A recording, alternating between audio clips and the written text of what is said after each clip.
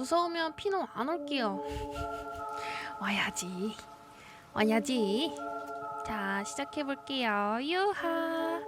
무서운 오싹오싹한 공포 이야기를 찾으시나요? 오싹오싹 공포 계단부 시작하겠습니다.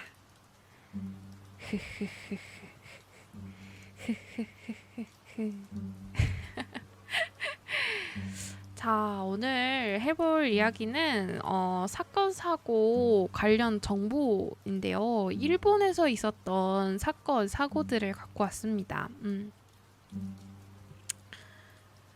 그래서 요게 또 이렇게 있더라고요. 여러분들 보다가 이거 뭔가 재밌어 보여요 하는, 재밌어는 아니고 이거 사건 궁금한데요 하는 게 있다면 재밌는 건 아니죠. 사건이니까 안타까운 거죠. 말을 잘못했어. 아무튼 사건 읽었으면 하는 사건이 있다면 말해주세요.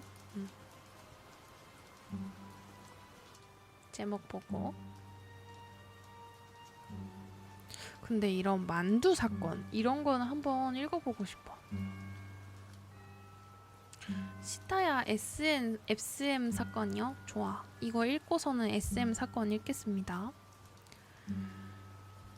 티푸스 만두 사건. 1939년 효고현 고베시에서 일어난 살인 사건이라고 합니다. 티푸스균이 담긴 만두를 어느 의사 집에 보냈고 그 만두를 먹은 12명의 티푸스 감염자 중 1명이 사망한 사건입니다. 사건은 1939년 5월 고베시 타치가와이케 초등학교 여직원이 집에서 가져온 카루칸 만두를 학교의 교사들이 먹은 결과 9명이 티푸스에 발병했는데 그중 지참한 직원과 그 동생 총 2명이 발병하여 동생이 5월 15일 날에 숨진 사건입니다.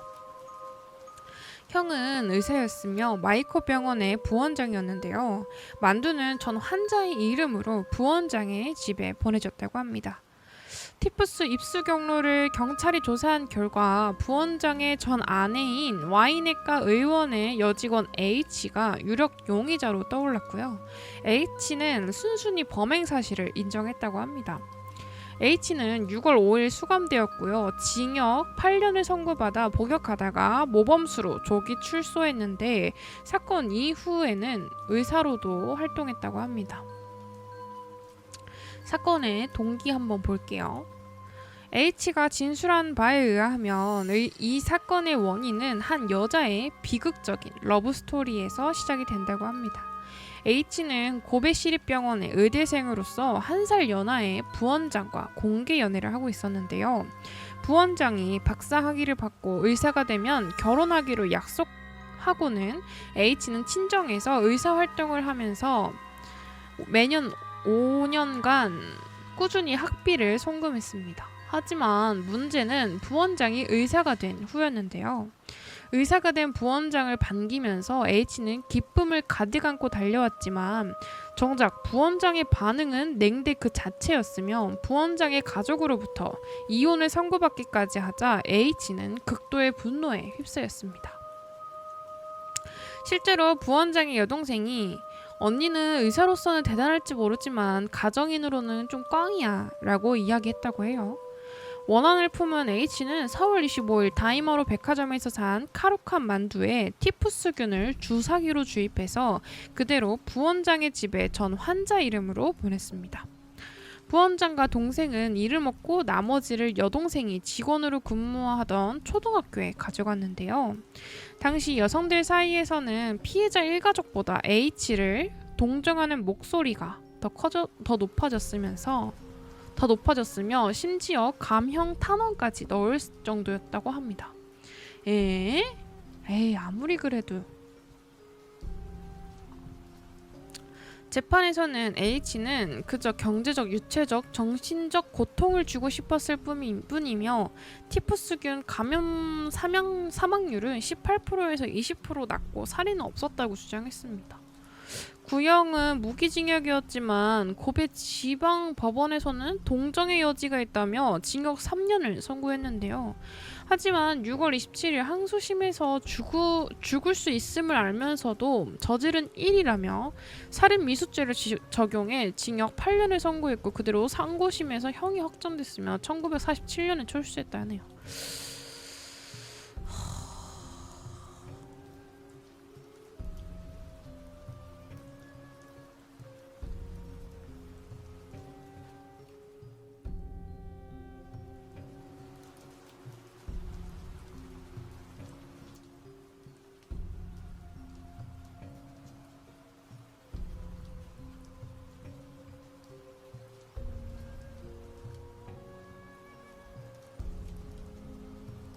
피너 밥 먹어.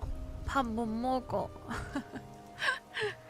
피너 밥 먹으면 안 돼. 와, 근데 이거 너무하다. 그래도 에이, 그냥 헤어지고 잘 살면 되지. 화나는 건 알겠지만, 이건 아니지. 그래도. 왜냐면 죽을 수도 있다는 거니까 죽일 만큼 미운 건 알겠는데, 에이, 그래도 잘 살면 되지 나중에.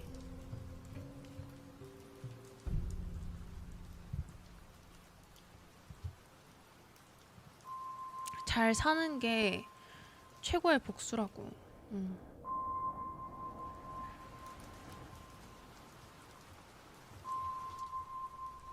아무튼 다른 이야기 한번 읽어볼게요. 시타야 SM 사건. 시타야 SM 사건. 시타야 세디마조 사건은 1917년 2월에서 3월 도쿄시 시타야구에서 발생한 매우 엽기적인 상해치사 사건이다. 1971년 3월 2일 어느 의사가 경찰에 신고를 했는데 내용은 자신이 진료한 환자에게 수차례 학대한 듯한 흔적이 있었다는 것이다.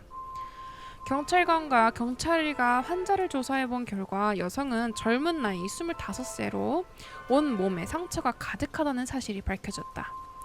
가정폭력 상황으로 볼 수밖에 없었던 것이 칼 등의 날카로운 물건에 베인 것은 물론이고 온몸에 구타의 흔적과 함께 화상, 찢어짐, 심지어 손가락이 절단되어서 골마있기도 했었다.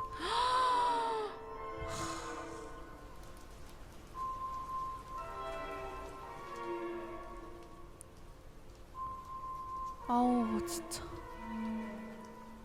게다가 등과 팔에 땡땡땡땡 동거하는 남자 이름 안에 다이쇼 6년이라는 문장이 적혀있기까지 했고 이 여자는 이날 25살 꽃다운 나이에 오후 9시에 사망을 했다.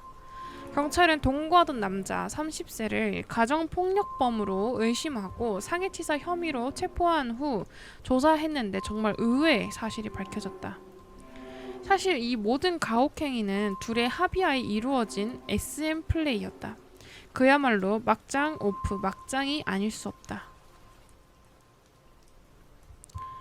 피해자 가해자를 나누기 애매모호하지만 남자와 여자는 1916년부터 1월부터 동거를 시작했다고 하는데 성욕이 매우 강한 여자 측에서 옆집 남자와 바람을 피우기 시작했지만 1월 7일에도 외도 현장을 들켜 강제로 헤어져야 했다고 한다.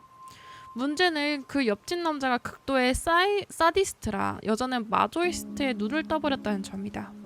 여자는 동거남에게 외도 사과의 의미로 자신의 손가락을 절단해달라고 부탁하고 거절하자 스스로 잘라버렸다. 전술한 등과 팔의 문장도 바람을 피우지 않는다는 증거라며 동거남이 쓰게 한 것이라고 한다. 결국 이는 25살의 나이로 스스로를 죽여버리는 처참한 결말을 맞게 되었다. 사건 이후 동거남은 상해치사로 징역 10년을 구형받았으나 판결 직전 뇌출혈로 사망했다. 촉수 하나 주시면 안 잡아먹죠. 봐봐, 지금 촉수 달라는 얘기가 나와요? 지금 여기 손가락 절단해가지고 이렇게 해서 돌아가셨는데 제 촉수 드리면은 저도 어떻게 될지 몰라요. 아 근데 이건 너무 세다. 얼마나 근데 이 사디스트, 마조이스트 이 SM 플레이는 좀 적당한 선이 있어야 될 것 같아. 진짜. 이게 너무 가학적인 근데 이게 할 때는 난 그렇게 생각해. 할 때는 아프고 그렇지만 이제 이후에 이제 약간 그런 뭐라 해야 될까 도파민 같은 느낌? 자극적인 거였으니까 다시 뭔가 생각나는 약간 그런 느낌이지 않을까 싶단 말이야. 그래서 약간 뇌가 헷갈린 거라고 생각해. 이게 진짜로 좋지는 않았을 텐데. 왜냐면 고통이잖아요. 고통은 엄청 아프다고.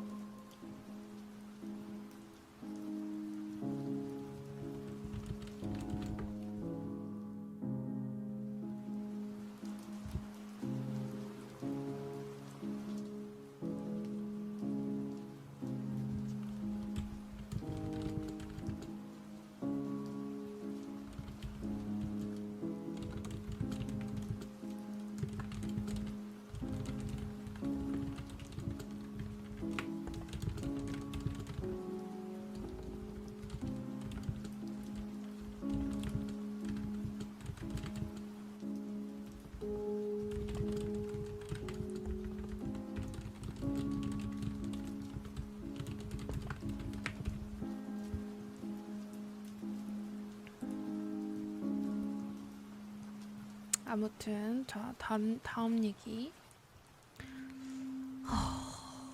좀 어느 정도 선을 서로 해야지. 그리고 너무 또 강한 자극을 너무 좋아하면 안 돼. 저는 그렇게 생각합니다. 이렇게 끝까지 가버리게 되면은 이제 내 몸도 내 몸이 아니게 돼버리는 그런 게 돼버리니까.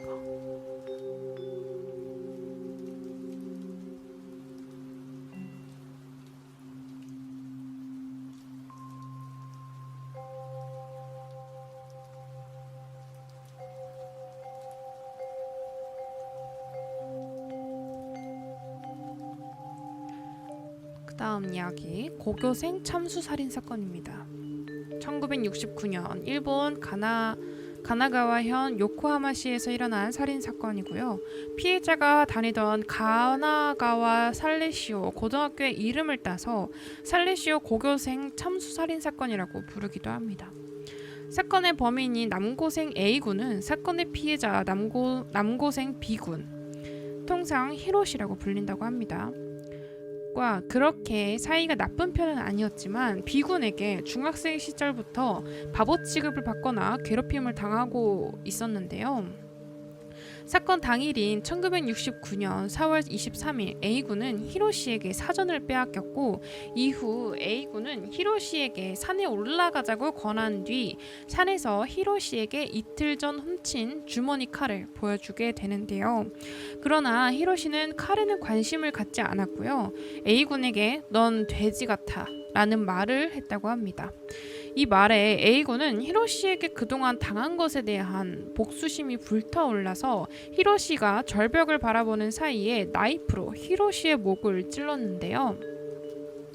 히로시가 돌아보자 A군은 칼을 뺀 뒤에 다시 배를 찔렀으며 히로시가 쓰러지자 얼굴을 포함해 무려 47회를 찌르고 10분 동안 목을 썰어서 결국 머리를 잘라낸 뒤 머리를 버리고 칼은 근처 흙 속에 묻어버렸다고 합니다.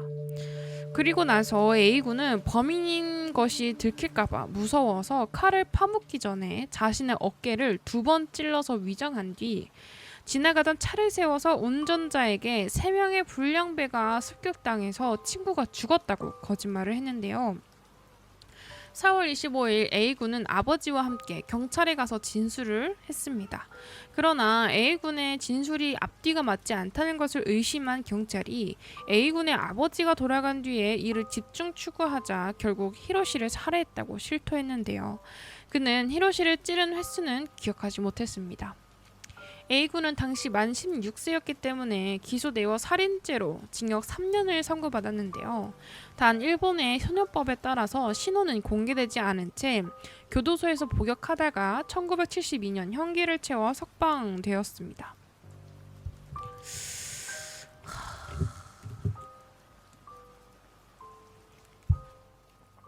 살인죄로 징역 3년이 좀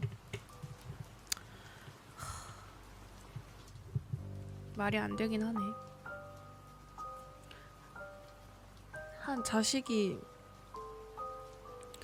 한 소중한 가정의 자식이 죽었는데 살인죄로 징역 3년밖에 안 받는다는 게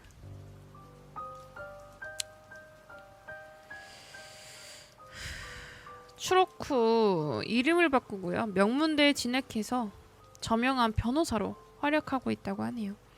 A군의 부친과 히로시의 유족들은 매월 2만엔씩 35년 동안 720만엔을 보상금으로 지급하기로 합의함으로써 주고받았지만 A군의 부친은 고작 40만엔만을 준 뒤 나머지는 주지 않고 버티다가 1998년에 사망했다고 합니다.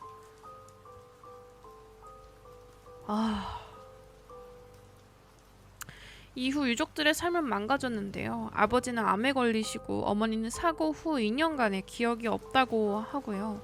여동생은 자해를 반복했다고 합니다. 진짜 말도 안 돼. 진짜 이렇다니까.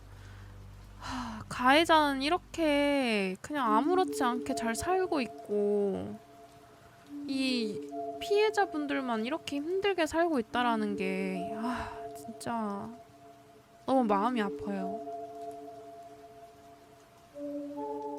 2003년 A군은 한 방송국과 얼굴 모자이크와 음성 변조를 조건으로 인터뷰를 하게 되는데요. 그는 사죄도 배상금도 하지 않았으며 앞으로도 할 생각이 없다고 밝히며 유족에 대해 아무 생각도 없다고 밝혔는데요.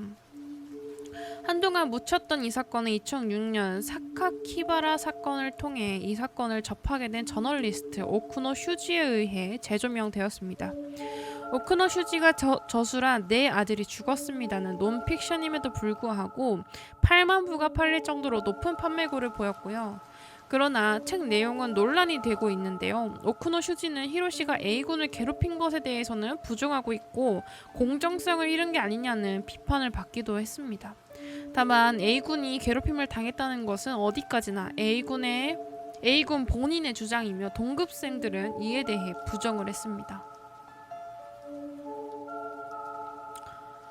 아니, 오쿠노 슈지의 책이 출간된 뒤 2채널에서 집단으로 모여 이 사건의 범인을 추적해 결국 변호사로 활동하던 그의 신원이 모두 까발려졌는데요. 오쿠노 슈지의 책에 의하면 히로시의 가족에 연락을 하자 그는 돈이 필요하냐며 전혀 반성의 기미를 보이지 않았다고 하는데 이후 그는 피해자의 가족에게 사죄하는 편지를 보내면서 지불되지 않은 합의금을 지불하겠다는 의사를 보였지만 2008년 주간 문춘이 추적해보니 그는 변호사를 그만두고 잠적했다고 합니다. 다만 네티즌 수사대에 따르면 2018년까지 다른 변호사 사무소에서 소속된 변호사로 활동했다고 하는데요. 한국에는 오쿠노 슈지의 책이 번역 출간되어서 이 사건이 알려졌고요. 2010년 9월 12일 MBC의 신비한 TV 서프라이즈에서도 이 사건이 소개되었다고 합니다. 참.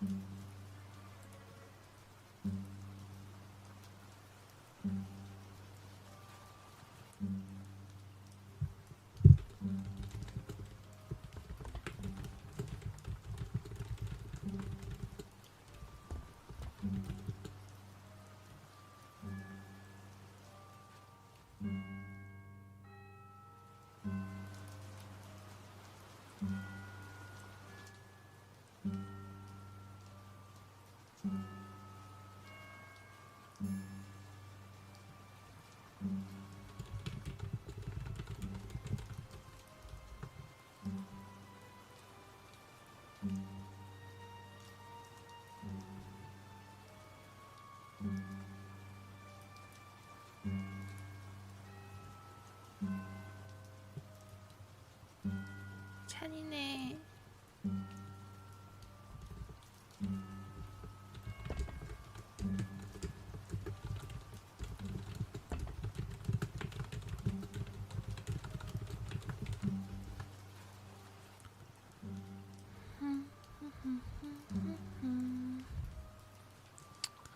아, 뭔가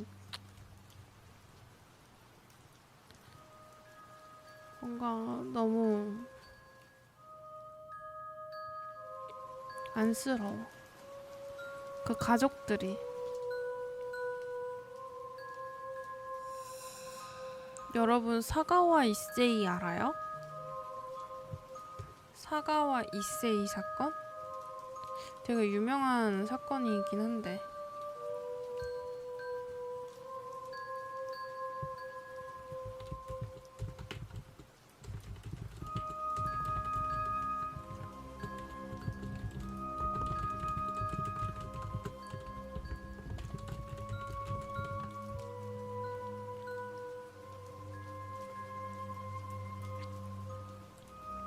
사가와 이세이. 출생은 1949년 4월 26일생이고요. 연합군 점령하에 일본 효고현 고베시에서 태어났대요.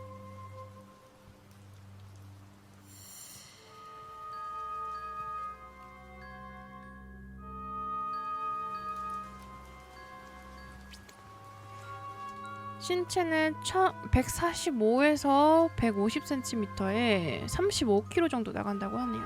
되게 작은 신체를 가지고 있네요. 일본 역사상 최악의 살인마 중 한 명이며 무려 식인 범죄자였다. 피해자에 대한 사죄는커녕 자신의 살해 행위를 소재로 이용하여 책과 CF 방송에 이용한 파렴치한 인물입니다. 범행 이전 유년 시절 사진이고요. 1949년 4월 26일 사가와 아키라의 장남으로 고베에서 태어났습니다. 아버지가 구리타 공업의 사장이었기 때문에 집은 매우 유복했지만 그의 집안이 선천적으로 유전병이 있어서인지 그가 태어나기 전에 태어났던 누나는 생후 10일 만에 사망을 했고요. 누나가 사망한 후 아버지의 나이 35살에 힘겹게 얻은 장남인지라 부모가 매우 애지중지 키웠는데요. 개월수를 다 채우지 못하고 미숙아로 태어난 상태라 더더욱 그랬습니다. 1년 뒤인 1950년에 남동생 사가와 준이 태어났습니다. 워낙 유복한 집안에서 태어난 데다가 어렵게 본 장남인지라 부모의 학업 의욕이 엄청났는데요. 그런 집안 분위기 때문인지 공부는 열심히 해서 와코대학 문학과를 졸업한 후 간세이가쿠인 대학원 문화연구과에서 영문학을 전공하여 석사학위를 받았으며 파리 제3대학교에서 영문학 석사과정을 마치고 범행 당시 비교문화 박사과정에 재학 중이었습니다. 사실 범행을 저지르기 훨씬 전에 이 시절에도 그는 일반적인 상식으로는 이해할 수 없는 성적 도착증을 종종 드러내곤 했는데요. 고등학생 시절에는 정신과 의사에게 인육에 관심을 갖고 있었다고 자주 의논하기도 했지만 의사는 크게 문제 삼진 않았습니다. 와코대학 재학 시절인 1972년에는 인근에 살던 중년의 독일인 여성을 잡아먹을 목적으로 자택에 침입했지만 여성은 수면 도중 기척을 느껴 잠에서 깼고 습격당하기 전에 매우 왜소했던 그를 피해 없이 쉽게 제압할 수 있었습니다. 당시 경찰 및 피해자 모두 그의 범행은 당연하게도 인육이 아닌 강간 목적이었다고 생각을 했고요. 체포된 그는 당시 구리타 공업의 사장이었던 그의 아버지 사가와 아키라가 지불한 합의금에 고소가 취하되었는데 그의 식인에 대한 환상 및 집착을 발견해 고칠 마지막 기회를 놓친 셈이었다고 합니다. 안녕하세요, 대강님. 1981년 6월 11일 파리 제3대학교 박사과정 재학 중에 학급 동료였던 네덜란드 유학생 르네 하르테벨트에 에게 독일시 해석을 도와달라고 부탁해서 집으로 불러 저녁 식사를 함께하고 문학에 대한 이야기를 나눴는데요. 이게 그 피해자 르네 씨의 생전 모습이라고 합니다. 아이고 너무 앳되고 너무 아름다우신데요. 그의 키는 성인 여성 평균 신장보다 10cm 이상 작은 정도인 145에서 150cm 정도의, 몸무게는 성인 여성의 평균 체중보다도 적은 35kg밖에 되지 않아 남성치고 극단적으로 심각하게 왜소한 모습이라 컴플렉스가 있었고, 장신의 백인 여성에게 병적으로 집착하였기 때문에 키 178m의 르네 씨가 표적이 되었다고 합니다. 그는 그녀가 시를 읽던 중에 등 뒤에서 목에 소총을 쏴 그녀를 살해했고요. 그리고 나서 시간을 저질렀다고 합니다. 백인 여성의 엉덩이가 먹고 싶었던 그는 시체를 먹기로 결심하고 시신의 둔부부터 깨물었는데요. 생각보다 엉덩이가 너무 단단한 나머지 잠시 밖으로 나가서 도축용 칼을 구입해서 돌아와 시신을 차례차례 토막내기 시작했습니다. 둔부의 살을 도려내서 날로 먹은 뒤 매우 맛있다고 스스로 만족했고요. 가슴을 비롯한 여러 신체 부위를 요리해서 먹었는데 일부는 냉장고에 보관되기도 했다고 합니다. 신체의 거의 모든 부위를 섭취했고요. 여러 부위의 섭취 과정과 맛에 대한 평가가 자서전에 끔찍할 정도로 자세히 묘사가 되어 있다고 합니다. 6월 13일 남은 시신을 여행 가방 둘에 나눠 담아서 블루뇨의 숲에 있는 연못가에 유기하려고 택시를 잡았는데요. 택시기사는 그의 무거운 여행 가방을 트렁크에 옮겨 담는 것을 도와주었는데 그 무게에 놀랐는지 뭔가 낌새가 이상하지만 설마 그럴까 싶었는지 혹시 시체를 유기하려고 근처 공원에 가시는 겁니까? 라고 농담을 던졌다고 합니다. 목적한 공원에 도착한 그는 연못에 여행 가방을 유기했지만 우연히 그 공원에서 조깅하던 2명의 목격자에게 유기된 여행 가방이 발견이 됩니다. 이후 여행 가방에서 나온 토막된 시체 조각을 수사해 시작으로 조사한 결과 그의 짐가방을 옮겨주었던 택시기사의 증언으로 그를 추적하는 데 성공해서 자택 수사를 진행했고요. 집안 여러 군데에서 조리되어 있던 인육과 피해자의 신분증이 발견되었다고 합니다.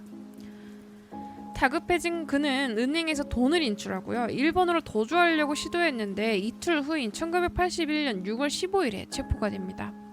그는 범행 일체를 자백했고요. 정신감정을 위해서 병원으로 보내져서 약 2년 동안 그곳에서 머물다가 의사가 그가 1살 때 잃은 장염을 뇌염으로 오인해서 심신상실이라는 판정을 내려 불구속 기소 처분을 받았다고 합니다. 나 솔직히 이것도 좀 말이 안 되는 게, 여기 일단 집안에 돈이 엄청 많잖아요. 그래서 이 장염을 뇌염으로 오인한 것도 사실 돈 받아서 그렇게 해준 게 아닌가 싶기도 해요. 심신상실로 처벌을 받기에는 부적합하다는 프랑스 법정의 판결에 의해서 그는 무죄가 선고되었고요. 교도소가 아닌 앙리 코란 정신병원에 무기한 입원 조치가 됩니다. 병원에서 치료를 받은 만큼 받는 틈틈이 쓴 데뷔작 소설 안개 속이 출간되었는데요. 후에 베스트셀러에 올랐으며 1984년에 국외 추방이 되었습니다. 일본으로 돌아온 그는 도쿄도립 마츠자와 병원에 입원하였고요. 프랑스에서와는 달리 정상인이 맞다는 진단이 나왔습니다. 이것도 왠지 찝찝한데.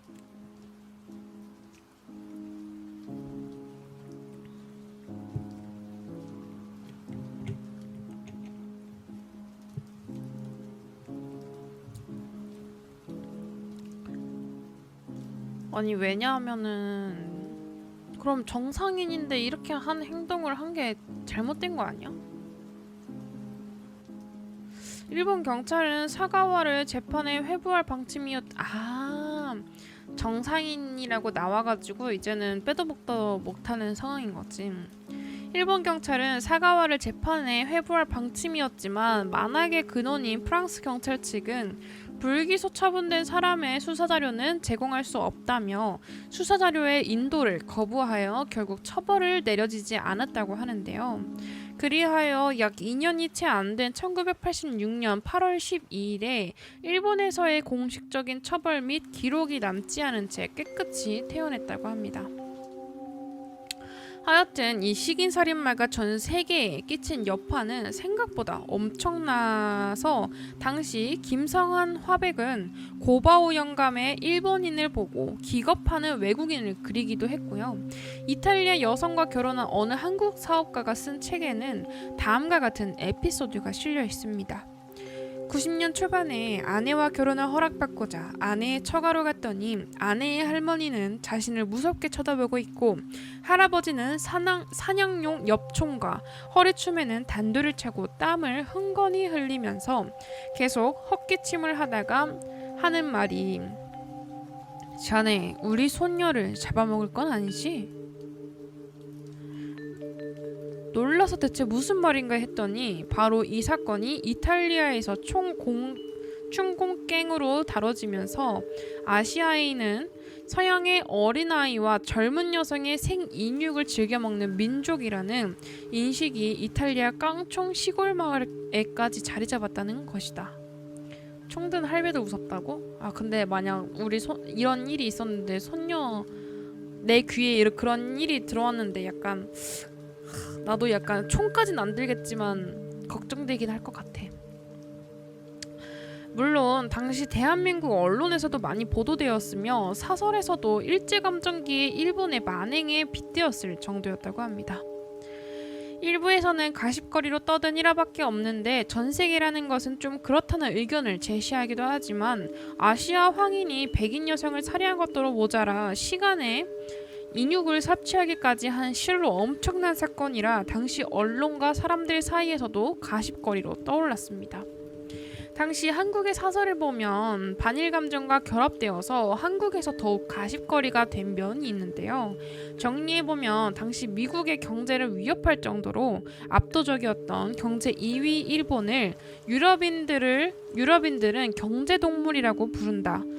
비하하는 내용으로 시작하며 지극히 개인적인 사건 하나를 가지고 프랑스인들을 이제 일본인들의 식인동물이라고 부르는 것이라면서 일제감정기까지 언급하며 일본인들은 야만적인 민족으로 결론짓는 내용이다. 만약 미국 최악의 총기 난사 사건인 버지니아 공대 총기 난사 사건의 범인 조승희를 근거로 한국인들은 살인머신이란 칼럼을 미국인이든 일본인이든 싣는다면 차별과 혐오로 가득 찬 저질 칼럼이라고 비난받을 수 있다.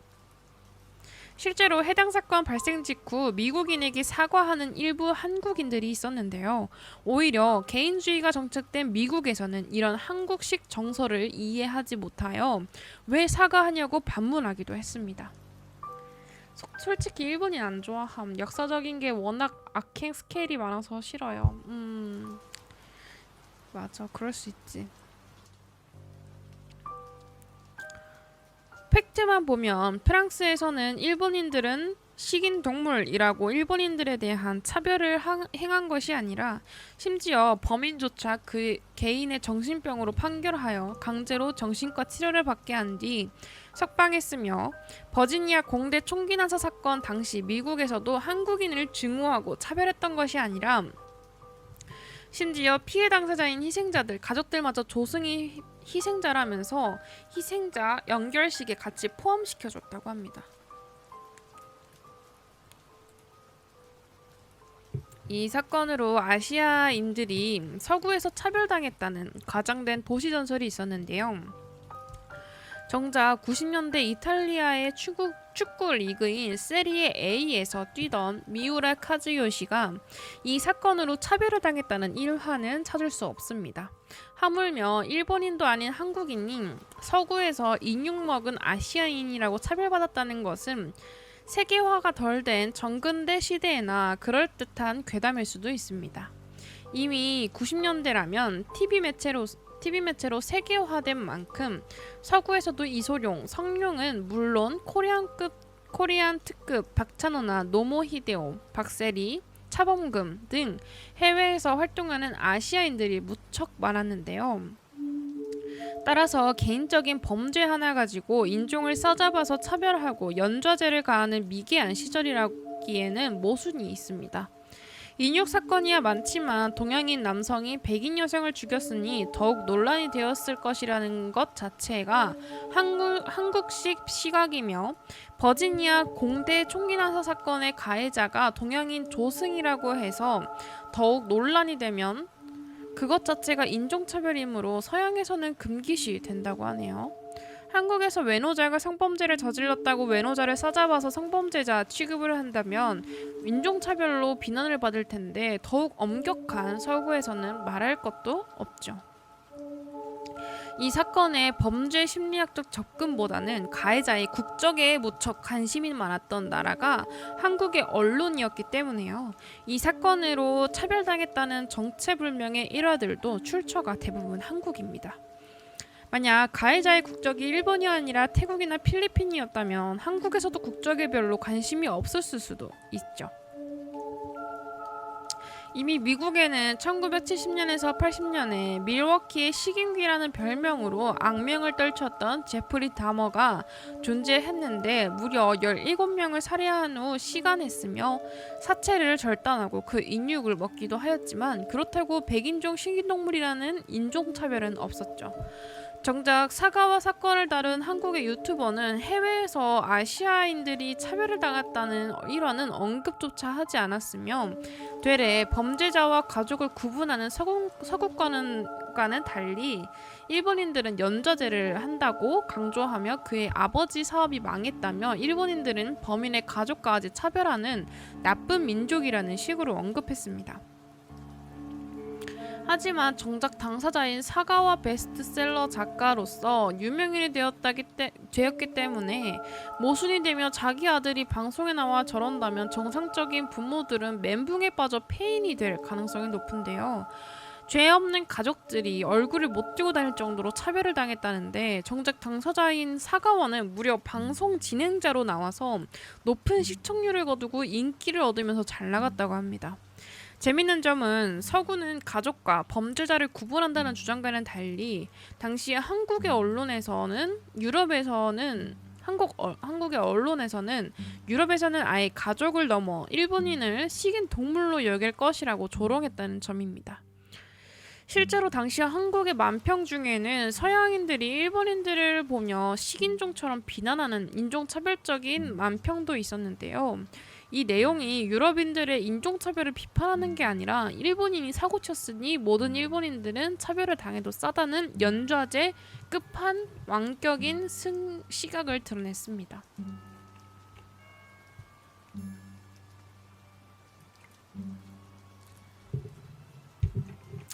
인육을 먹는 범죄는 병리학적 카니발리즘으로 구분되는데요. 사가와는 공식적으로 한 명을 살해했기 때문에 카니발리즘 유형으로는 한국의 인육 범죄자들보다 떨어진다고 합니다. 일례로 피해자들의 인육을 집단으로 시식한 지존파가 있으며, 연쇄살인범인 유영철은 4명의 간을 먹었다고 하는데요.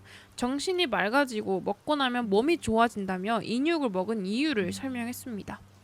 2017년 붙잡힌 러시아 식인 부부는 1999년 이후 20명에 달하는 살인을 저지르면서 무려 18년 동안 인육을 먹어온 것으로 드러나 충격을 줬는데요.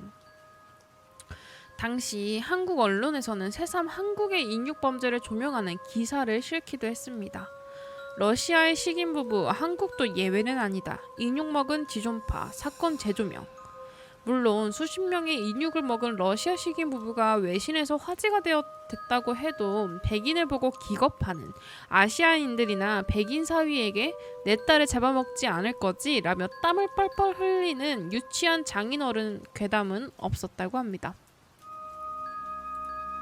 한국에서도 식인 부부의 국적이 러시아라서 그런지 사가와에 비해선 그냥 흔한 외국의 엽기 인육 사건으로 여겼고 관심이 적었죠.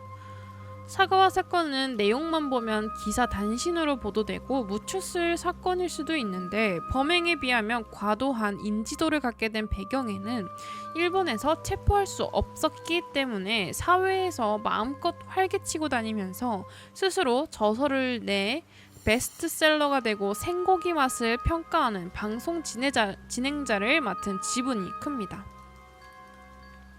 원래 베스트셀러 작가의 방송 진행자라면 유명인이라고 불리는데 더군다나 전직 인육범죄자 출신 유명인이라고 하면 더욱 화제가 될 수밖에 없죠.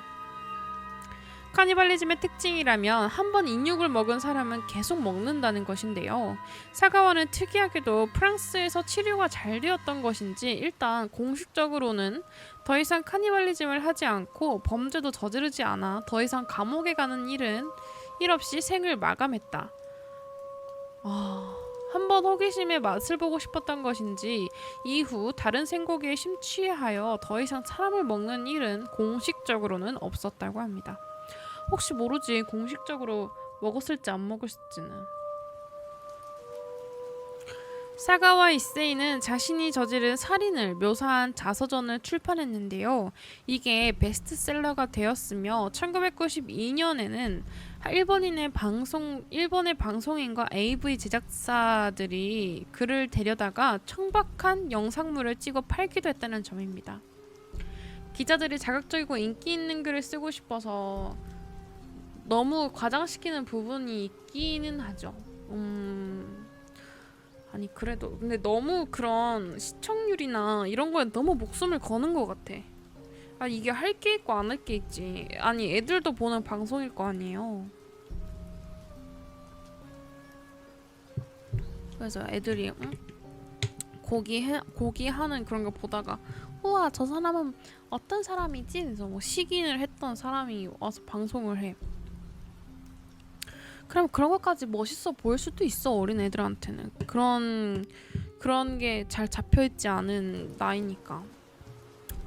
그럼 자연스럽게 나도 한번 먹어볼까? 이런 생각을 하게 된다고. 좀 안 좋은 것 같아.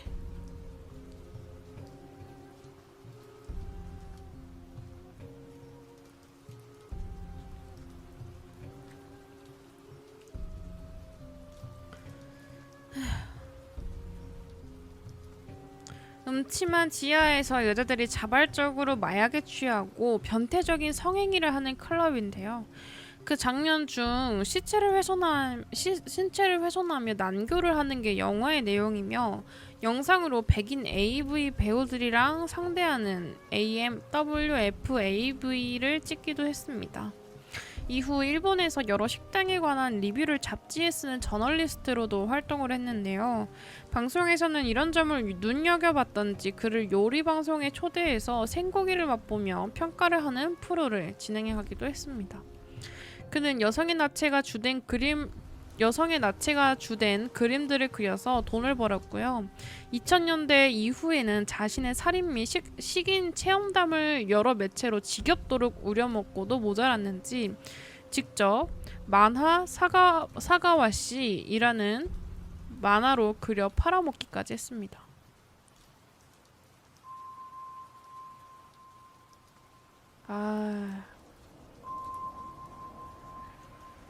최악인데?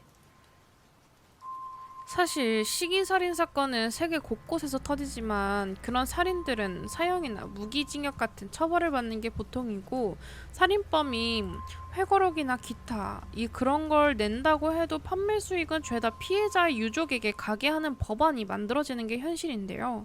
그런데 그때는 시대가 달랐다고는 해도 살인마, 그것도 식인살인마의 자서전이 베스트셀러가 되고 TV에 나오고 죄책감도 느끼지 않는 듯 웃으면서 떠들어대고 광고에도 나오면서 스타처럼 취급받는 경우는 좀처럼 없어서 더더욱 악명을 떨치게 되었습니다. 물론 결과적으로 검경에서 정신질환으로 오인한 것이기 때문에 그의 책임은 아니라고 할 수는 있지만 프랑스 정부가 일본 측에 관련 정보 제공을 거부한 진짜 이유는 장염을 뇌염으로 오진하여서 정신 이상자로 분류한 의사의 실수임을 인정했기 때문입니다. 처벌을 면했으면 운이 좋다고 생각하는 것은 좋지만 최소한 양심이 있다면 반성하며 속죄하는 태도를 보이면서 평생을 살아야 마땅할 터인데 뻔뻔한 태도로 일관하며 오히려 고인 드립까지 했으니 욕을 먹은 것이다. 아니 그냥 안 나오는 게 맞지. 못 나오게 해야지. 이거 자기 나라 망신 아닌가? 한국에서 90년대에 지존파 인육 사건이 터졌을 때는 언론에서 모자이크를 하지 않았는데 범인 중 한 명인 김현양이 당시 인기 배우였던 차인표를 닮아서 일부 여성들에게 화제가 되기도 했는데요. 만약 풀려나 자서전이라도 냈다면 화제가 됐을 수는 있겠지만 사형으로 끝나서 더 이상 이슈가 될 수 없었던 반면 사가와 이세이는 무기징역도 아니고 이슈가 한창이었을 때 사회에 나왔으니 화제가 될 수 있었다고 합니다. 더군다나 한국에서는 설사 지존파가 풀려났다고 한들 지존파의 자서전을 내는 출판사 자체가 매장당할 가능성이 높으니 출판하기도 힘들 것이고 방송사에서도 절대 출연을 시키지 못할 것입니다. 인육 범죄자가 방송에 출연하여 인기를 누린다는 것은 학폭, 미투에서 지목된 연예인들의 퇴출 사례를 봐도 불가능한데요. 직장조차 구하기 힘들 텐데 실제 지존파의 가족들조차 다들 이사가고 심지어 사형 집행 후 사추 인쇄도 거부하며 국가에서 장례를 치렀을 정도로 연좌제격인 차별을 두려워하며 연을 끊었지만 일본은 개인주의가 강한 나라라서 표현의 자유라면서 방송에 출연하고 책도 내면서 범인이 목에 힘을 쥐고 다녔기 때문에 더욱 유명해졌습니다. 물론 당시에서는 일본에서 외국인에게 범죄를 저지른 자국 국적의 범죄자에 대한 인식이 21세기에 비해 매우 관대하다는 사실을 감안해야겠지만 말이죠. 그는 주변의 시선을 전혀 신경 쓰지 않았으니 잘 나갈 수 있었으나 정작 정상적인 부모들은 저런 자녀를 보면서 잘못 키웠다고 자책하거나 부끄러워했으니 피해는 정상적인 어머니와 아버지가 고스란히 받았다고 합니다. 해외에서는 당연히 아주 신나게 깠고 특히 정신 이상으로 놓아준 프랑스 경찰, 일본에서도 그의 범행을 알았던 사람들 사이에서 어째서 그가 처벌받지 않는가라는 비난이 빗발쳤습니다. 그 같은 이가 백주대낮에 당당하게 길을 걸어다닌다는 사실에 일본 국민들은 경악했고요. 인터넷이 발달한 21세기에는 더더욱 불안해하는 목소리를 드높였습니다. 그에게 긴 해 애인을 먹은 여자라는 도시전설이 나왔는데요. 남녀가 뒤바뀌긴 했지만 2012년 11월 한국에서 발표된 영화 내가 살인범이다의 살인범이 자서전을 편찬해서 베스트셀러가 되는 등 여론의 주목을 받는 장면 모티브는 그의 사례에서 따온 것으로 보인다는 이야기가 있었지만 감독은 실화 바탕이 아닌 살인의 추억을 감상한 후 살인사건의 범인이 공소시효 만료 후 자신의 범행을 알린다면 어떻게 될까 생각하에 만들게 되었다고 밝혀졌다. 잘생긴 사이코패스가 대중들의 주목을 받고 팬클럽까지 생긴 장면은 테드 번디의 1화에서 영화의 배경이 되는 살인사건은 이춘재 연쇄살인사건에서 각각 모티브를 따온 것으로 보입니다. 하지만 세간에 알려진 것과 다르게 마냥 호의호식하면서 지낸 건 또 아니었는데요. 저 정도면 호의호식한 거지.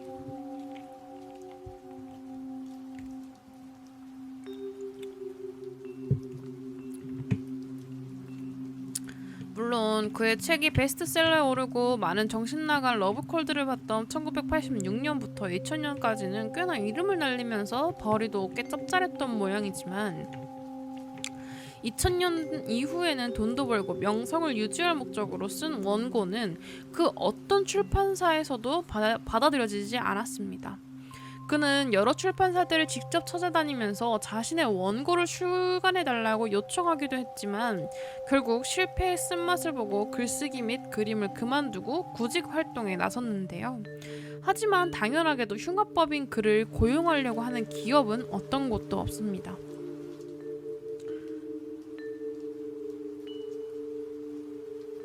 꾸준 일을 하는 단기 아르바이트조차도 말입니다. 운 좋게도 그가 숨기지 않고 떳떳하게 본명을 밝히면서 면접을 보러 온 그 당당함에 흥미를 느낀 프랑스어 학원 원장이 고용하려고 했지만요.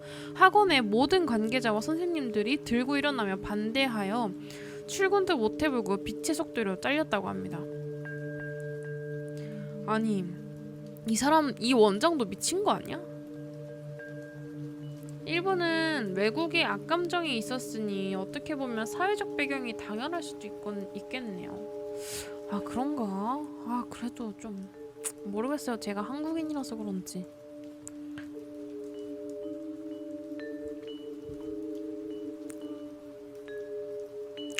거기다 인터넷이 발달한 우리나라에서도 그랬잖아요. 아, 그래?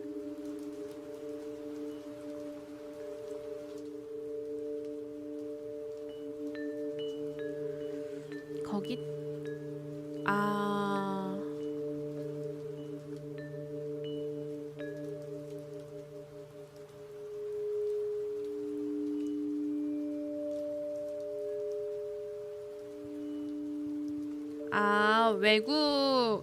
외국이 이제 일본한테 악감정이 이제 많다고. 그건 맞지.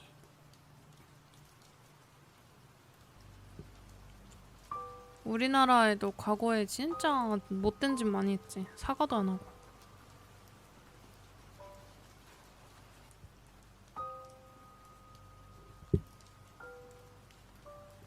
잘못 진짜 많이 했지.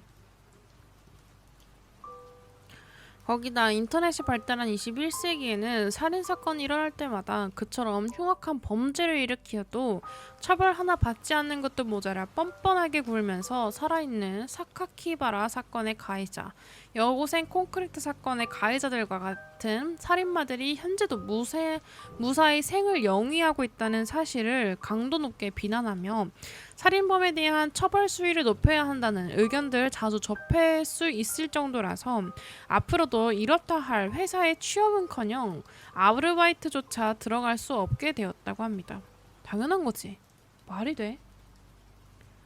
애초에 상술한 것처럼 그가 유명 연예인 마냥 자신의 존재를 적극적으로 드러내면서 유명 인사로서 어그로를 끌기까지 했기 때문에 평범한 범죄자들 마냥 조용히 잊혀져서 평범하게 돈을 벌면서 살아간다는 것 자체가 불가능한 상황이었습니다. 그리고 돈이 많은 부모 곁에서 호강하던 시절과 달리 어머니는 자살을 해버리셨고요. 아버지는 사업이 몰락하여서 2005년에 향년 90세로 폐인이 된 상태에서 뇌경색으로 죽었기 때문에 일본에서 거의 잊혀진 상태로 일간지 칼럼니스트로 겨우겨우 스스로 벌어먹어야 하는 신세가 되었지만 자신의 잘못으로 인한 자업자득임에도 자신의 식인을 자랑한 듯 쓰는 악의 고백이라는 책을 팔아먹기도 하고 정신 이상 판정의 오류임이 판명난 뒤 네덜란드 및 프랑스, 미국에서는 입국 금지를 당했는데 법적 처벌을 운 좋게 피한 것만으로도 다행이라고 생각하고 모자랄 판에 미국에 가고 싶은데 못 간다며 억울해했다고 합니다. 오, 콘크리트 사건 카페에 글 올렸는데 여기서 나오네요. 아, 콘크리트 사건도 진짜 최악이죠.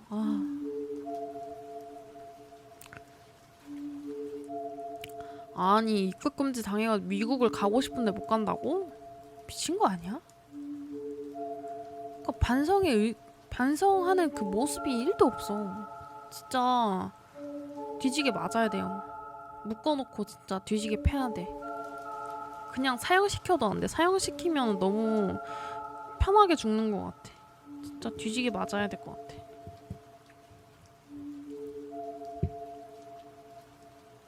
아니, 저 꽃다운 나이에 저런 피해자분을 저렇게 한 것도 모자라가지고 저는 미국 가서 처벌을 받아야 합니다. 아니, 저 감옥 같은데 한번 들어보내줬으면 좋겠어. 미국 감옥에, 아니 프랑스 감옥에. 거기에 있는 이제 범죄자들한테 뒤지게 맞게.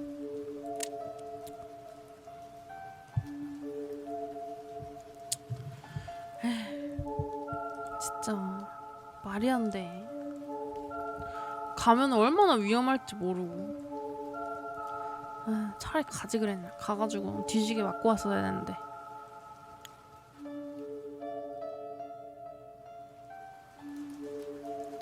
그의 아버지가 죽었을 때 나머지 가족 및 친척들조차 그가 장례식에 오지 못하게 그냥 막아버렸는데요.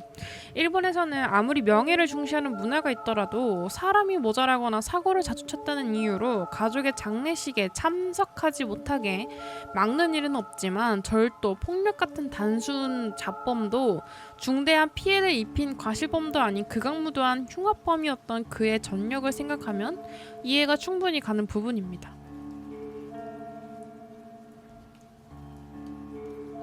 그가 아버지와 각별한 사이였는지 확실하진 않지만 아버지의 사망 직후 사망한 사업가의 아들로서 채무자들에게 빚을 모두 갚느라 집과 재산을 모두 처분해야만 했고요. 3인 공공아파트로 강제로 이사하면서 직장도 없이 근근히 살아갔습니다.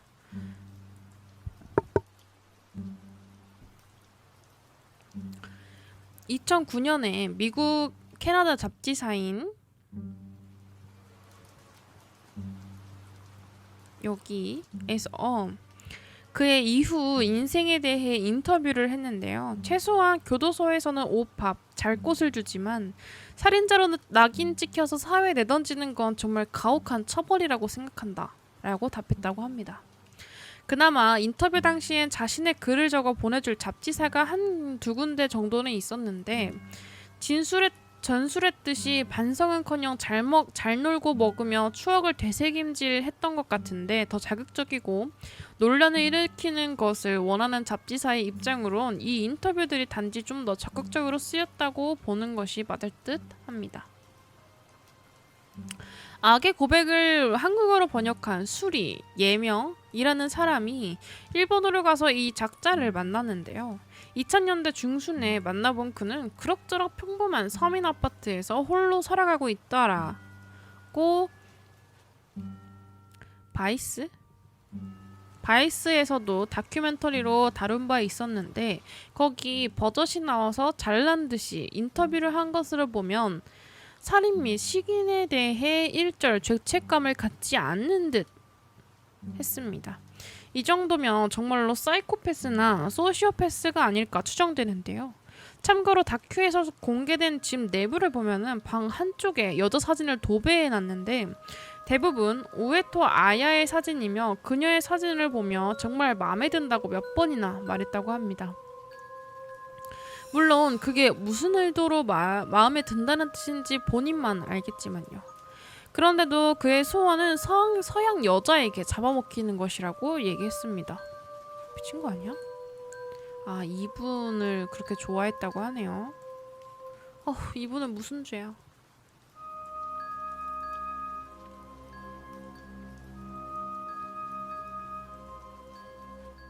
진짜 소시오패스야. 한번 감옥에 갔다 와 출소한 범죄자들은 뉴스나 매체에 알려지지 않더라도 누군가 한 명이라도 알게 되면 소문이 삽시간에 퍼져 당사자는 물론이고 가족들까지 평생 동네에서 얼굴도 못 들고 다니는 경우가 대부분이고 그나마 이것도 강도 상해 음주운전 등 그나마 반성하면 용서받을 기회가 조금은 있다고 평가되는 범죄자 한정입니다.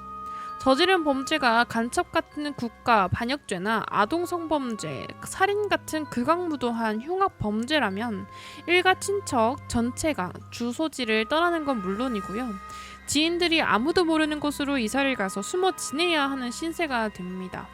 그런데 그냥 흉악범도 아니고 살인 범죄자가 뉘우치는 기색 하나 없이 길거리에 활보하는 것은 법적으로 처벌은 피해 갔더라도 문명이 있는 사회에서 법적인 처벌을 받는 게 차라리 나을 정도로 혹독한 사회적 처벌이 집행된다. 그 여고생 콘크리트 살인 사건의 핵심 살인범 사인방이 사건 이후에도 어떤 대우를 받는가 생각해 보면은 답이 나오는 문제입니다. 게다가 살인범들은 사가와 이세이와 달리 범행 당시 미성년자였고요. 법적으로 처벌을 조금이나마 받긴 받았음에도 그랬습니다. 게다가 그는 엔자이가 흔한 성범죄자도 아니고 그렇다고 우발적으로 살인을 저지른 것도 아니며 계획적으로 살인을 한 뒤에 시긴까지 한 흉악 범죄자입니다. 일본이 전과자들에게 유난히 가혹한 곳인 건 맞지만요. 다른 국가라고 해도 이런 자가 사회에서 어떤 대우를 받는지는 뻔한 이야기이며 공소시효가 끝날 때까지 버틴 범죄자들 중에 범죄 사실을 누가 밝혔다면 모를까? 공소시효가 끝난 뒤에라도 죄를 자발적으로 자백한 자들이 누가 있나 생각해보면 간단한 문제입니다. 다만 그의 몰락을 단순히 혹독한 사회적 처벌이라고 하기에는 정작 사회적 처벌을 받았어야 할 당시에는 잘 나갔다는 점에서 모순이 좀 있는데요. 일본인 전과자들에게 유난히 가혹한 곳이라고 하면서 일본 사회가 가혹하다는 피해자 코스프레로 배부른 투정을 했는데요. 인육먹은 살인범이 쓴 책이 히트쳐서 베스트셀러 작가로서 존중을 받고 생고기 먹는 방송의 진행자가 되고 AV 배우도 할 수 있는 나라가 가혹한 나라라면 가혹하지 않은 나라는 대체 어느 수준이란 이야기일까요? 진짜 전과자에게 가혹한 나라라고 이야기를 하면 인터뷰를 실어주는 언론조차 없어야 하며 인터뷰를 시도하는 언론조차 퇴출되어야 될 것입니다. 한국에서는 전과자가 아니더라도 연예인이 학창시절 학폭이나 왕따 구설수가 있는 이유만으로 퇴출당하기도 하면서 광고계에도 괜히 욕먹을까봐 신속히 손절하는데요. 조영기는 조영기 음주 사건 뺑소니 시신 유기 사건에 대중들에게 알려지기 전에는 인기를 얻기도 했으나 그 사건이 알려지면서 유튜브에서조차 악플에 시달리다가 퇴출되었습니다. 헌데 그는 조영기보다 훨씬 끔찍한 범죄를 쓴 책으로 유명해지고 방송까지 진출을 했는데 아무리 범죄자 인권에 관대하다는 미국과 유럽에서도 거의 볼 수 없는 모습입니다. 더군다나 이런 곳에서는 살인범이 책을 내면 강제로 돈을 피해자들에게 지급을 하는데요.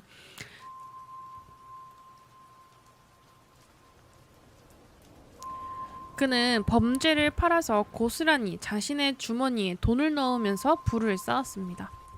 사실 그때 벌어들인 돈만 잘 관리했어도 노후 걱정은 없었을 텐데 흥청망청 쓰다가 궁핍해진 것을 사회적 처벌로 그리댔다고 하기엔 잘 나가던 시절에 너무 돈을 많이 벌었다고 합니다. 그래도 말년은 아무도 안 써주지 않았냐고 하지만 한국에서도 근황 올림픽 등을 보면 과거에 잘 나가던 유명인들의 궁핍하게 살고 있는 후일담이 자주 나오기도 하는데요.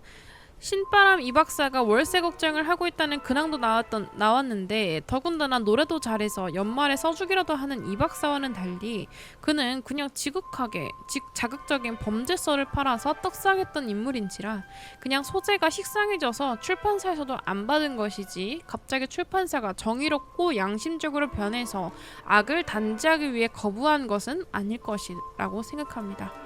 나이만 먹고 범죄서를 빼면 특별한 능력도 없고 그냥 내세울 게 인육먹은 썰밖에 없는 사람이라면 거창한 사회적 처벌이 아니라도 어느 나라든지 궁핍하게 살 것입니다. 일본에서 죄를 자발적으로 자백한 사람이 없으니 전과자에게 가혹한 국가라는 주장이 있지만 그럼 반대로 성범죄자라고 자백했을 때 환영을 받을 수 있는 나라가 있는지를 생각해보면 간단한 문제입니다. 조두순처럼 아들뻘 청년에게 망치 테러를 당하고 유명 격투기 선수가 조두순을 위협하는 유튜브 영상에 떡상하는 수준의 차별은 아닐지라도 유튜브에서 외국의 몰카를 보면 지인의 전자발찌를 일부러 슬쩍 보였을 때 그걸 본 순간 상대방의 눈빛이 싸늘하게 변하는데 어느 나라든 비슷한 상황에서 갑자기 분위기 쌓여지는 것은 만국 공통일 겁니다. 심지어 막장들이 모인 미국 교도소에서조차 성범죄자는 차별과 괴롭힘을 당하는데 엽기 변태 인육살인마가 사회에서 당당히 활동하면서 막대한 부를 쌓을 수 있는 일본이 글로벌적인 기준에서 범죄자에게 지나치게 관대한 편이며 그나마 말년에는 일반적인 국가 수준으로 떨어진 것에 가깝습니다. 인육살인마가 참여한 것도 아니고 자신의 인육설을 팔아 부와 명예를 얻으면서 유명인이 된 사례가 일본 외에 없으며 해외에선 입국 금지 대상입니다. 집조차 구하기 힘든 조두순에 비하면 그는 과도할 정도의 인권을 누렸다고 합니다. 정리하자면 그의 몰락은 뒤늦게 늙어서 갑자기 사회적 처벌을 작동했다기보다는 내세울 게 없는 인육 먹은 썰 밖에 없는 사람이 나이만 먹고 썰도 이젠 재미가 없어져서 안 팔려 몰락한 것에 가까운데요. 그나마도 그가 젊은 시절엔 대학 나온 것만으로도 내세울 게 있긴 했으나 세월이 흐르면서 일본도 공학력 사회가 되고 일본의 기준으로 그닥 특별히 좋은 대학 출신도 아닌데다가 특별한 사회 경험도 없고 키도 150도 안 되고 얼굴도 못생기고 인육 먹은 썰밖에 없는 노인은 어느 나라를 가도 젊은 시절 돈을 벌어놓지 않았다면 말년이 힘들 것입니다. 저건 약간 케바케인데 미국에서도 잘 나가는 부자 성범죄자들은 따로 제재가 가해지진 않아요. 결국 뭔가 재능이 있으면 성범죄자든 뭐든 무슨 죄를 지었든 잘 지냄.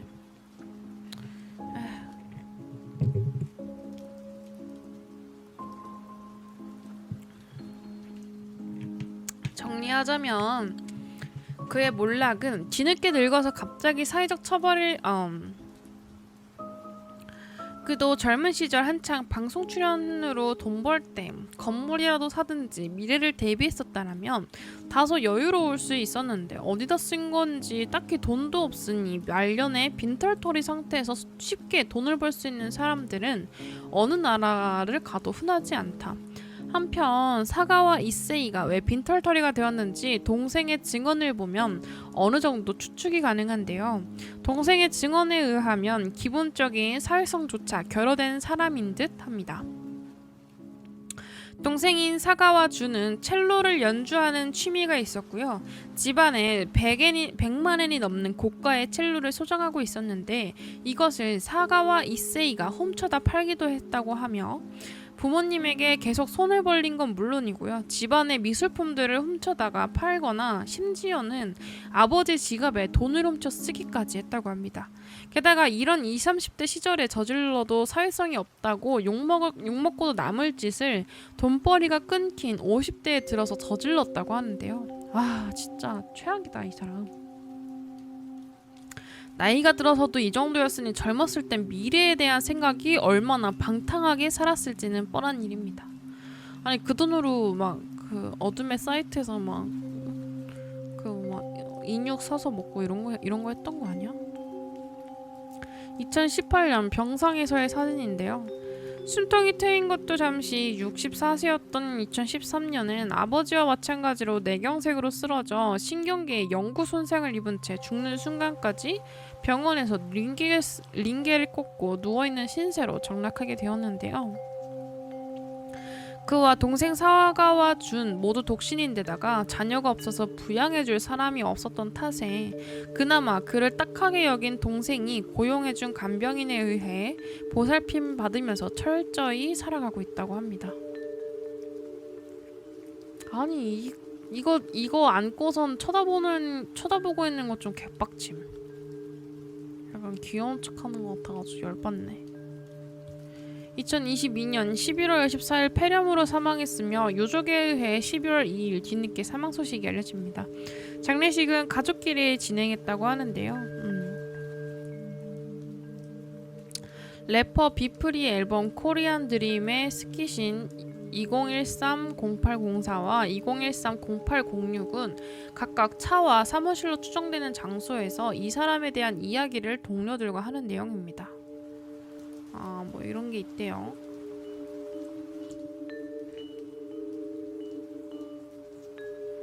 아이고 모자이크 처리를 해줘야지. 모자이크 없는 하면 어떡하나.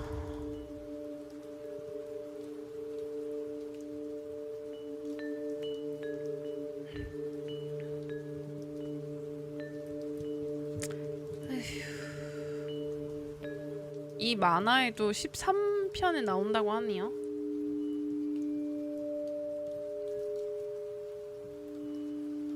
최악인데? 정말 정말 최악인데.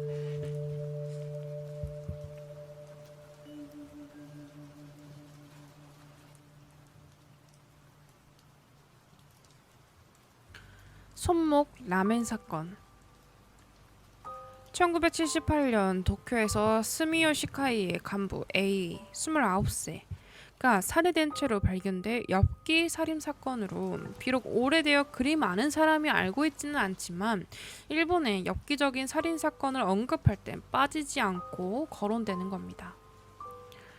이미 A의 몸은 머리, 몸, 손, 다리가 토막낸 상태로 효고현 아코군과 오카야마 현의 와케군 산중에서 발견되는데요. 시체에는 손목만 존재하지 않았고요. 시신은 이미 부패가 진행되었다고 합니다.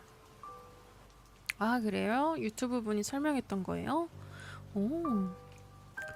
경찰의 수사 결과 또 다른 살인 혐의로 체포된 간부 B가 부하 4명과 공모하여서 A를 살해했고요. 손목은 지문으로 신원이 확인될까 두려워서 따로 잘라냈다고 합니다.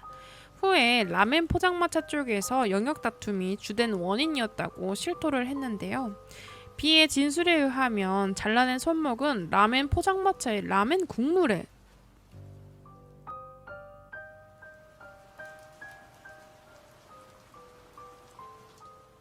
에? 국물에 넣어버렸으며 남은 뼈들은 망치로 잘게 조각내서 내다 버렸다고 진술했습니다. 손목 라멘. 본 사건이 신문으로 보도되자 일본 전역은 혼란에 휩싸였는데요. 해당 포장마차를 이용한 손님들로부터 문의가 쇄도했고요. 급기야 라멘 업계 매출 3할 하락이라는 엄청난 결과를 불러왔습니다. 이에 관할지구의 아카사카 경찰서에서는 라멘 포장마차가 도쿄도 와라카와쿠의 오쿠 아리카와도테 니시니포리 일대를 돌아다녔지만 차루메라도 불지 않고 손님도 먹지 않았다라는 진술을 발표했습니다. 하지만 이는 상식적으로 말이 되지 않는다는 비판을 받았는데요. 경찰의 발표에 오쿠 아라카와 도테 니시니포리를 오후 5시부터 9시간 동안 돌아다녔는데 한 사람에게도 팔지 않았다는 게 말이 되냐라는 비판이 제기된 것입니다. 이와는 관계없이 쇼와 54년 9월 26일 도쿄지법은 주범 B에게 징역 17년, 사건에 가담한 다른 4명에게는 징역 8년 12년을 선고했습니다.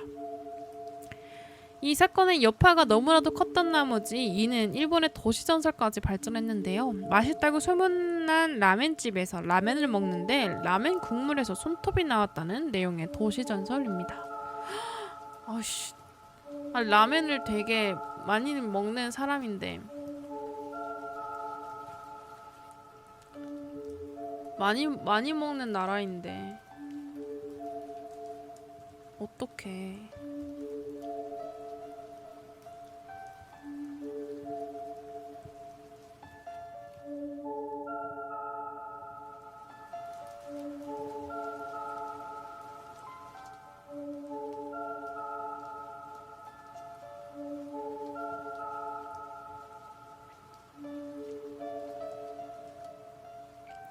(1997년 1월 3일부터 2월 중순까지) 일본 여러 지역에서 발생한 묻지마 독살 사건, 독이 든 콜라 사건이라고도 합니다. 일본 갈 때는 조심하라는 거예요. 중국에서는 먹는데 마약을 탄대요. 아 진짜? 아이고, 내가 조심해야지 항상.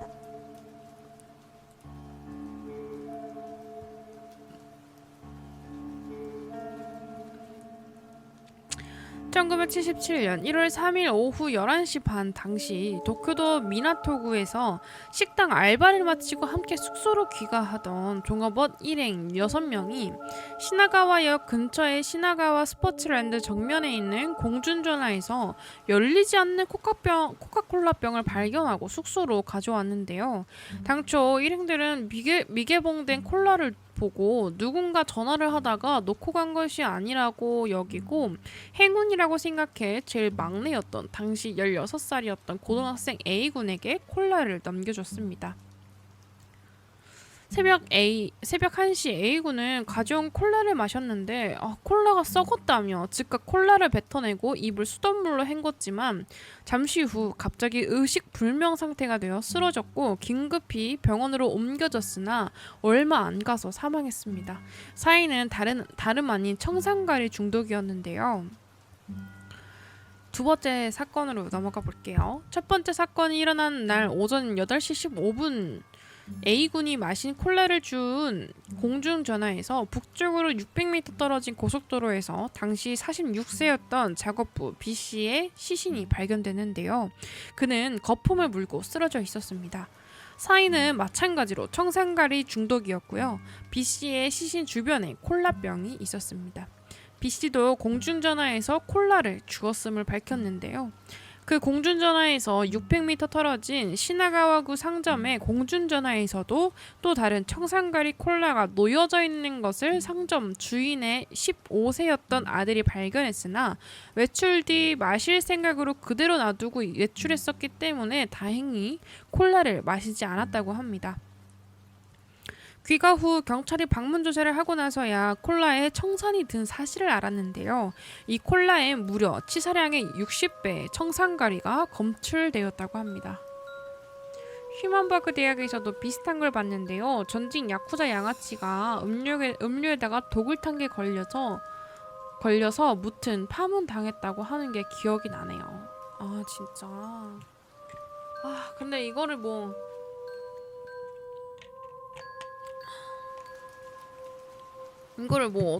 알 수도 없고.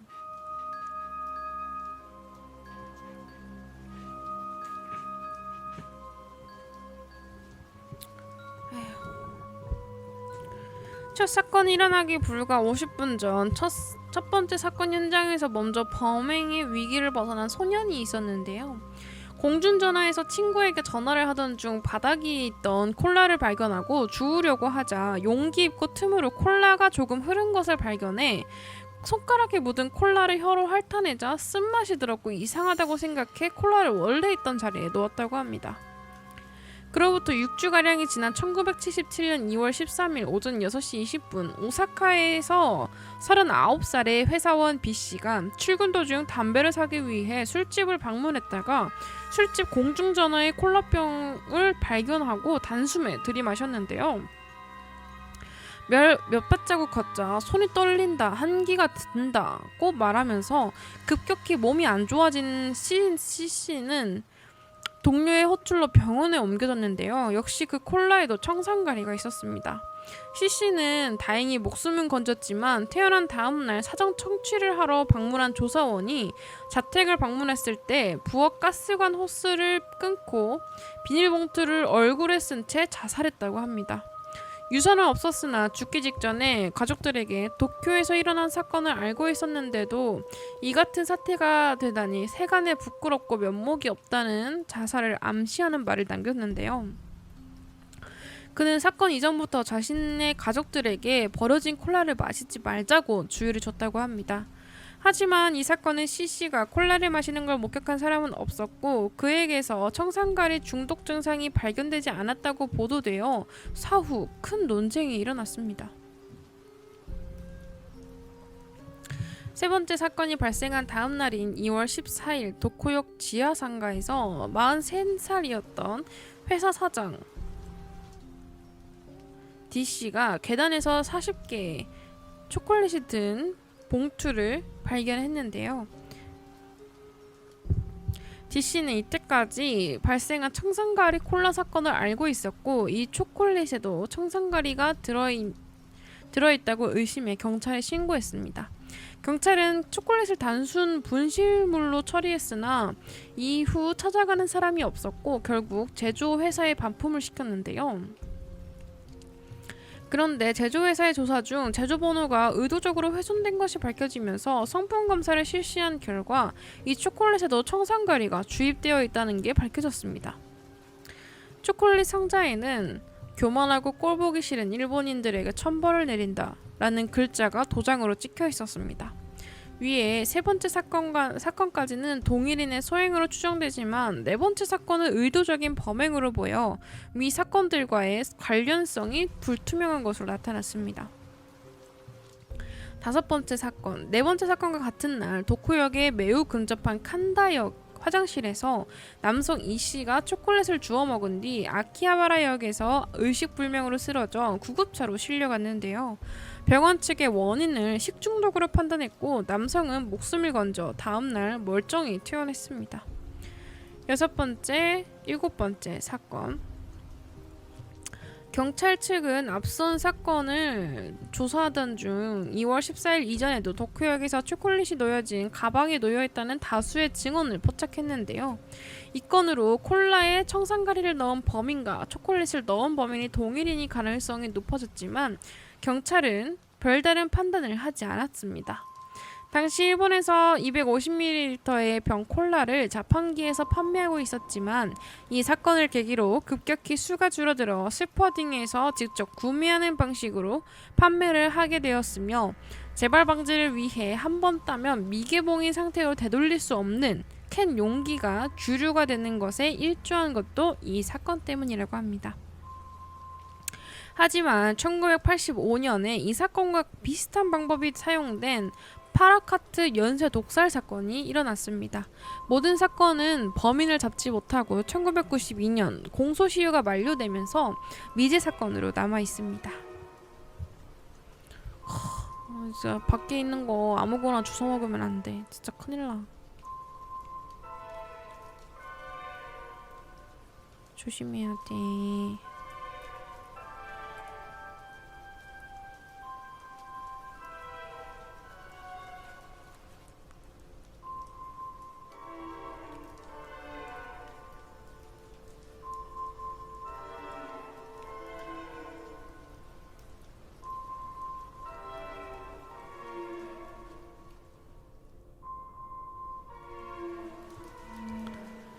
아이고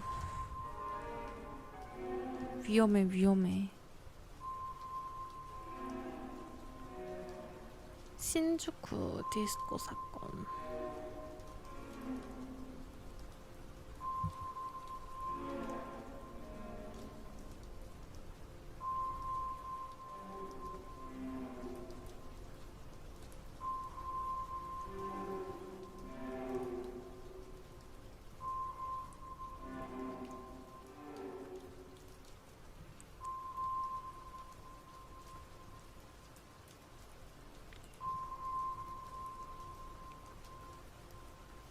상냥한 아저씨 사건. 이거 저번에 읽었죠?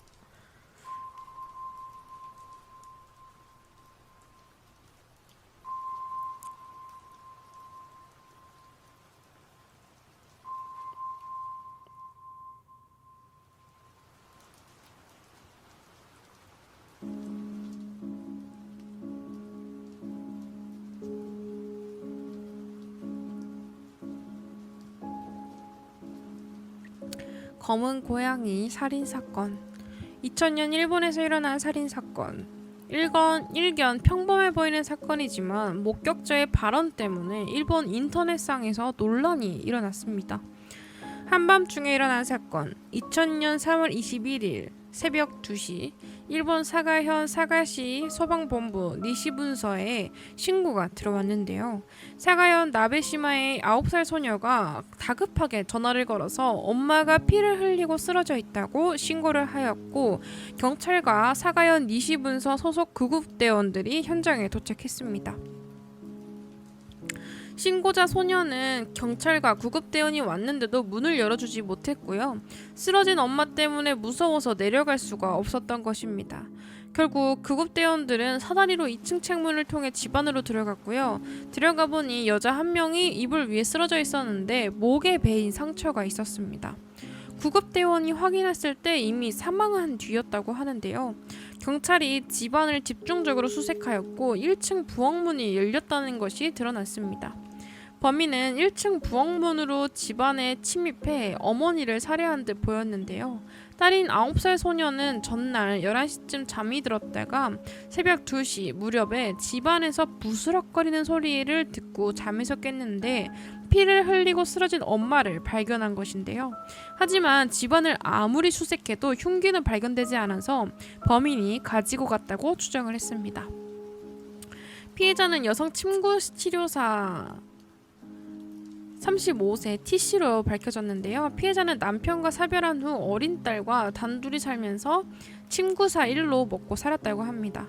약시로 시력이 나쁜 편이었으나 일상생활에는 별 지장이 없었다고 하는데요. 딸은 경찰에게 보호받았지만 큰 충격을 받아서 제대로 진술을 하지 못했습니다. 당연하지. 하나밖에 없는 엄마인데 저렇게 되어 있으면은. 범인의 체포. 사건이 일어난 지 4개월이 지나 2000년 7월 7일 경찰은 T씨 살인범으로 테시마 테치야 당시 34살이라는 인물을 거검했는데요. 테시마는 보험 판매를 일을 하다가 그만둔 뒤였다고 합니다. 경찰 조사 결과 테시마는 생명보험에서 계약사원으로 근무 중에 T씨의 생명보험 계약을 했는데 그 후로 친분을 쌓았다고 합니다. 약시인 T씨를 도와서 테시마가 쇼핑을 도와주기도 했고요. T씨는 테시마를 통해서 생명보험을 들었고 보험증권과 인감 도장까지 맡겼다고 합니다. 테시마는 이것을 이용하기로 나쁜 마음을 먹었고요. 서류를 꾸미고 T씨의 인감도장을 찍어서 생명보험금을 담보로 대출을 받은 뒤 그 돈을 가로챈 것입니다. 무려 480만 원을 대출받아서 가로챈 뒤 일이 커질까봐 두려워서 무단으로 T씨의 생명보험을 해지하고 인감도장을 이용해서 다른 명목으로 대출을 또 받아 총 700만 원을 챙겼던 것인데요. 테시마는 T씨가 이 사실을 눈치챌까 두려워하다가 선수를 쳐서 T씨를 없애버릴 결심을 하고 3월 21일 새벽에 T씨 집에 몰래 침입해 딸 옆에서 잠든 피해자를 살해했습니다.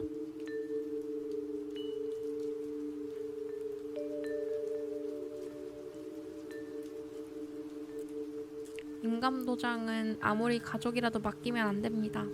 인감도장을 줬다는 건 진짜 그걸로 자기 권리를 다 맡기는 거예요. 그래, 저걸 왜 주는 거야 도대체.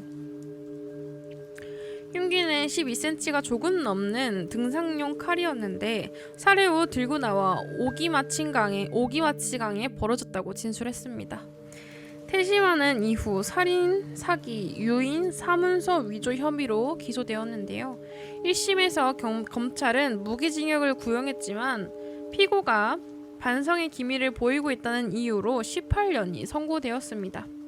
이후 검찰이 항소했으나 18년이 선고되자 검찰이 항소를 포기하여 형이 확정되었으며 2018년 만기 출소하였습니다.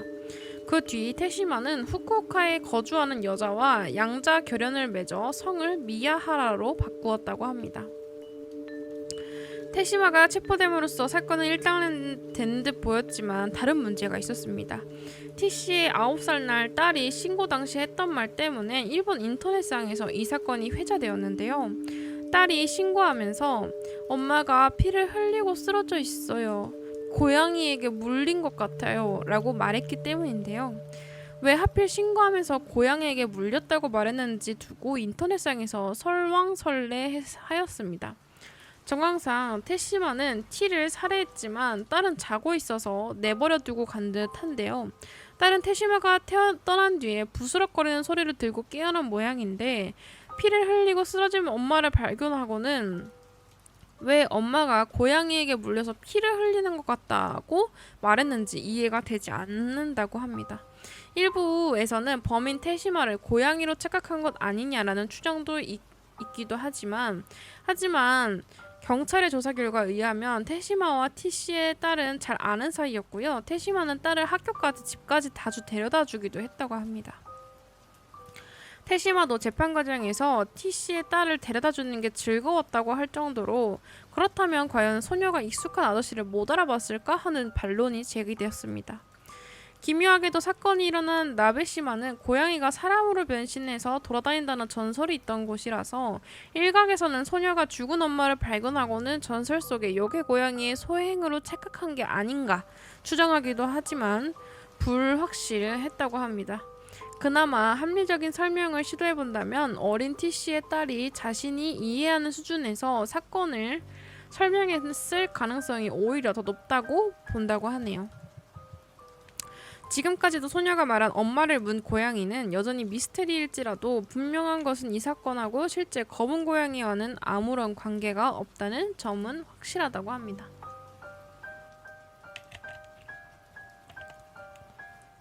허허허, 고양이 티나 가면을 썼을 수도. 그니까 고양이 티를 입고 있었을 수도 있지. 아니면 그 옛날 이야기